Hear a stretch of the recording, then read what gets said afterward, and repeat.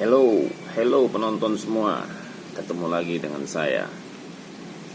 Kali ini kita akan membahas tentang pasar. Pasar yang berada di kota Bandar Lampung. Salah satunya adalah Pasar Smep dan Pasar Pasir Gintung. Pasar Smep ini awalnya adalah puluhan tahun yang lalu adalah bekas sekolah menengah ekonomi pertama. Dan bersebelahan dengan Pasar Pasir Gintung, sebenarnya satu area mereka, tapi dibelah oleh jalan. Oke, bercerita tentang pasar, kita selalu dihadapi dengan persoalan kemacetan dan sampah. Tak terkecuali pasar yang selalu saya lewati. Pasar ini adalah Pasar Smep dan Pasar Pasir Gintung. Setiap hari saya pasti lewat sini. Dia berada di Jalan Imam Bonjol, Kota Bandar Lampung. Kebetulan saya memang dari lahir dekat pasar ini. Pasar ini walaupun sering dibongkar terus dibangun kembali, tetap selalu macet dan jorok, penuh sampah, serta aliran got yang tidak mengalir, warna hitam pekat, berbau, sangat-sangat menyengat. Puluhan tahun berganti wali kota, belum ada satupun yang punya jalan keluar tentang pasar, menghindari kemacetan dari pasar ini. Tidak tahu apakah ini belum terpikirkan, ataukah memang pembiaran disengaja. Kok bisa disengaja? Nggak mungkin. Tapi mungkin saja mereka tidak tahu jalan keluarnya, atau masih bodoh lah. Ada yang mengatakan sengaja dibiarkan karena ada pemilih di sana yang 5 tahunan akan dipakai untuk pemilihan wali kota, ataupun ya wali kota lah, kalau gubernur tidak terlalu di pasar ini. Atau memang pimpinannya sangat mencintai wong cilik, karena saking cintanya pasar mau sembraut, biarkan saja, banyak kaki lima, biarkan saja.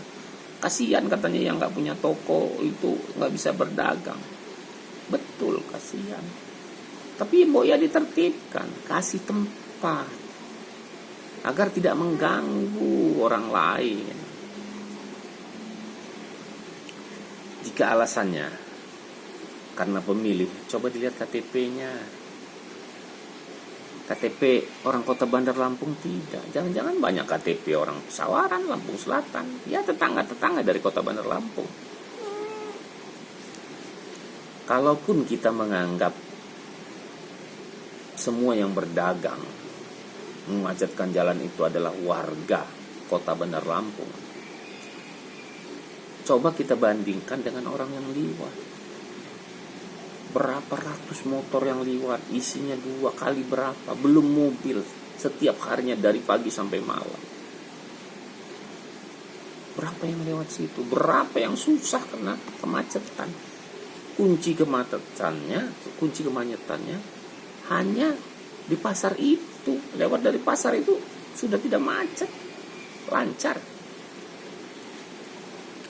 Kita tahu memang setiap keputusan dari pimpinan atau dari wali kota atau dari manapun yang mempunyai hak mengeluarkan keputusan tentang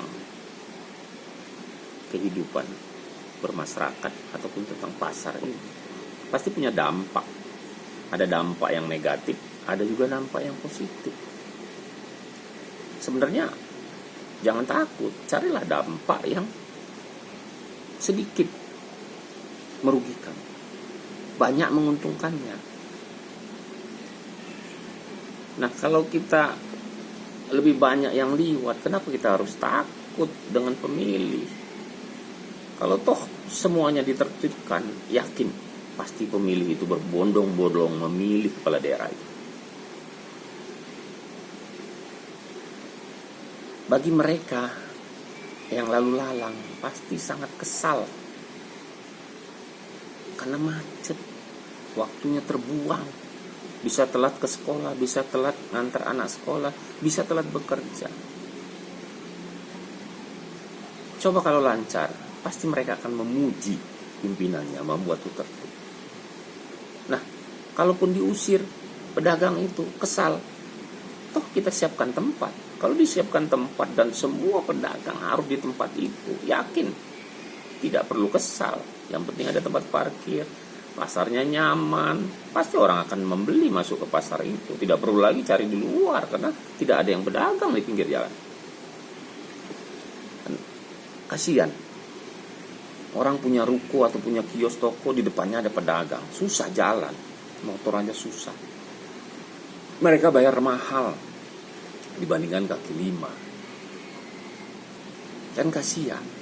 Jadi prinsipnya tidak boleh ada yang dirugikan, semua harus diuntungkan, tinggal perannya beda-beda saja. Tapi mungkin saja pembiaran itu karena ada tujuan lain, ada yang menguntungkan.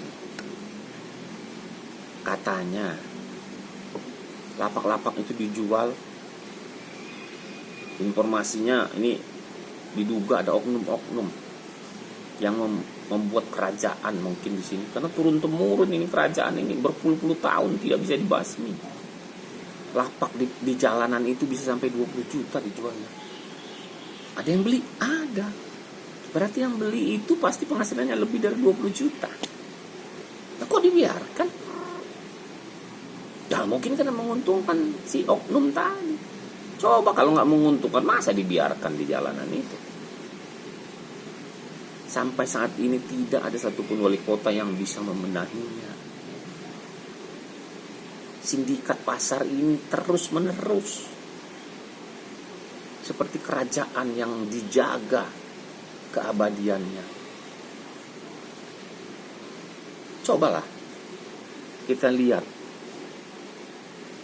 jika tempat itu menjadi bagus, pasar itu menjadi bagus, jalanan menjadi lancar, kan orang akan enak. Nanti tambah tahun pedagang makin banyak, kendaraan makin banyak, makin rumit. Coba kita tengok ke belakang saat wali kota Herman Hagen. Pasar Pasir Gintung itu ada punya los 2 lantai. Di lantai atasnya ada pedagang ikan asin dan sebagian ada pedagang-pedagang kelontongan. Dan kosong. Banyak juga yang kosong. Gak tahu kenapa malah dibongkar. Dijadikan 1 lantai. Katanya ada proyek baru dari pusat sana. Dibongkar, dibuat 1 lantai. Sementara yang dagang di jalanan di Pasar Pasir Gintung itu penuh, berlapis-lapis, hanya bisa jalan motor saja.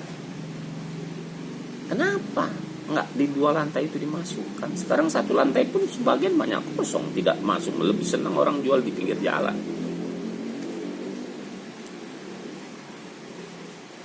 Mungkin para pemimpin ataupun wali kota di kota Bandar Lampung ini kurang melihat itu. Cobalah sesekali dilihat, dijenguk pasar itu bersama dewan.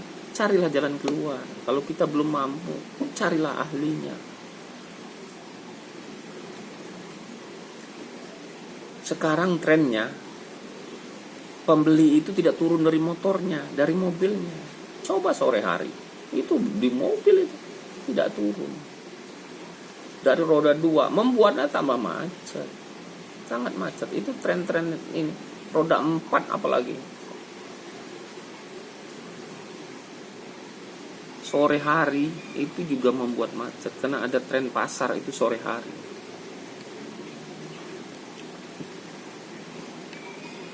Coba jika pasar tertib, berada dalam suatu ruangan, parkirnya pun enak, yang punya ruko tidak ditutupi dagang kaki lima, tentunya semua nyaman. Orang-orang yang lewat pasar berkendara pun lancar. Di era wali kota Herman Hagen, seperti saya sebutkan tadi, terjadi juga pembangunan pasar semen. Yang sebelumnya pasar itu dibongkar oleh kontraktor yang ingin mengembangkannya dan sudah memungut uang muka dari pedagang-pedagang di pasar semen. Tetapi kenyataannya tidak dibangun selama bertahun-tahun, tidak dibangun dan akhirnya jadi buron. Malah dengar-dengar dia sudah ketangkap dengan kasus yang lain. Akhirnya Pak Wali Kota Herman Ayan mengalah, membangun dengan dana APBD 2 tahun anggaran yang totalnya kurang lebih 60 miliar.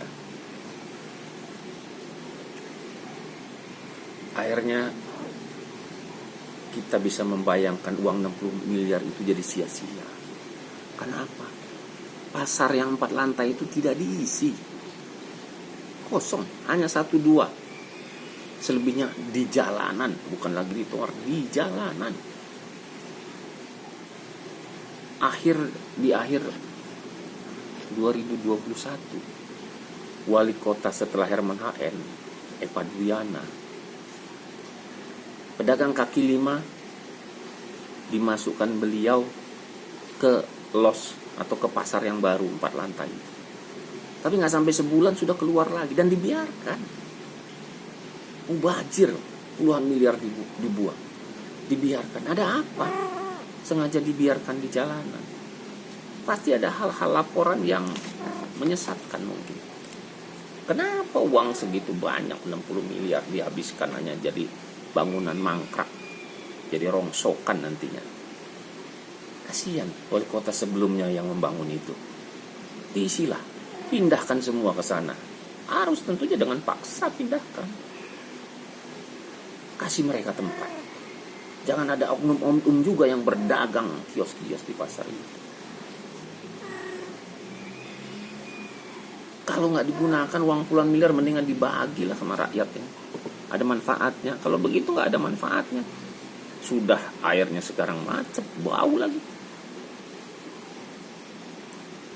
Maka baiknya tadi yang seperti saya katakan, wali kota, DPR, Kota Bandar Lampung turunlah. Dia pasar ini, salah satu pasar ini, semua pasar di Kota Bandar Lampung coba ditertibkan supaya nyaman.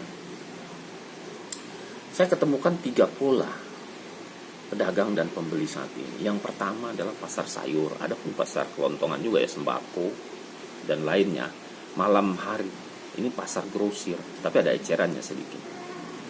Pembelinya adalah pedagang eceran yang berdagang di rumah-rumah, atau pedagang keliling juga yang pakai gerobak, pakai motor, ataupun restoran, ataupun warung makan malam-malamnya. Banyak, karena grosir. Yang kedua, pola tradisi yang umum adalah pola pagi sampai siang. Ini adalah pasar eceran. Biasanya pembelinya ibu rumah tangga. Nggak tertutup sih, ada yang lainnya, tapi umumnya. Nah, ada tambahan yang menjadi tradisi baru adalah pasar sore. Membeli sayuran umumnya itu sore hari saat pekerja pulang kantor atau ASN pulang kerja. Nah, mereka ini lebih antik lagi. Di atas mobil belinya. Belanja kangkung bisa di atas mobil, nggak turun. Jadi orang terhambat jalannya gara-gara mereka. Ini yang juga harus ditertibkan lah, agar lancar semua. Kota Bandar Lampung seharusnya sudah bangkit dari keruwetan pasar, keruwetan sampah. Karena kota ini harus terlihat cantik, bukan pura-pura cantik. Dan dilihat dari estetika sangat baik. Bukan kita mengecat kali, tapi membersihkan kali.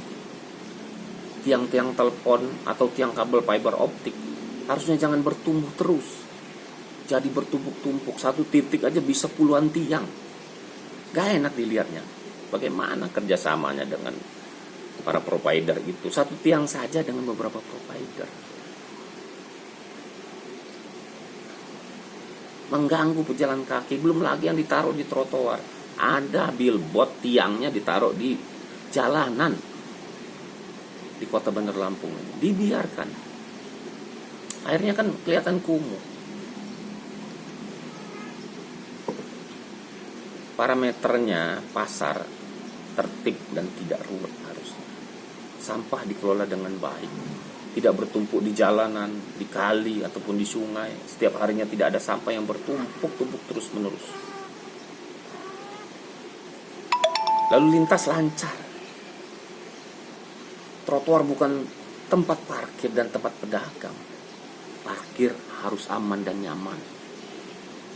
Tidak parkir di jalan utama bisa parkir di jalanan, bisa parkir di trotoar. Yang lihatnya juga nggak enak.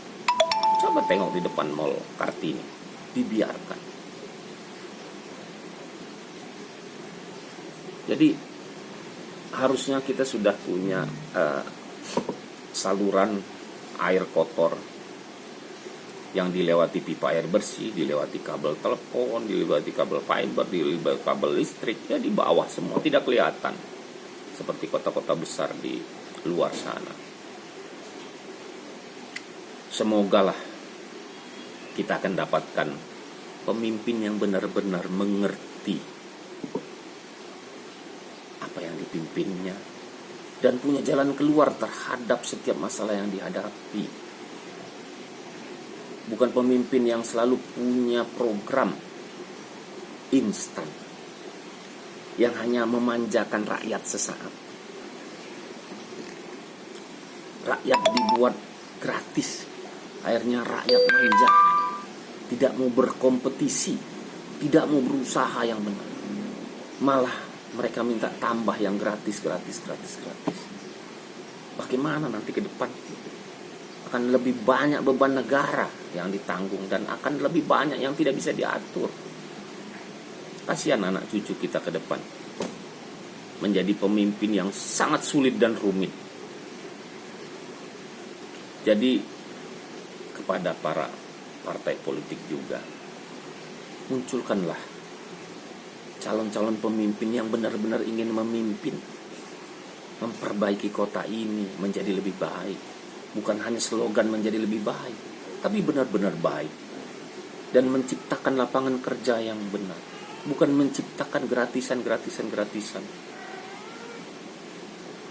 Dari mana nutupi gratisannya? Kalau pajak aja susah. Buang yang pasti orang yang dapat gratis tidak bayar pajak. Berikanlah kompetisi. Berikanlah rakyat itu kompetisi. Sebagai pemerintah, kasihlah fasilitas untuk mereka berkompetisi.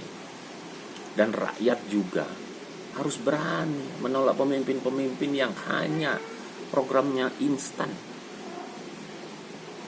Sehatnya sesaat, berobatnya selamanya.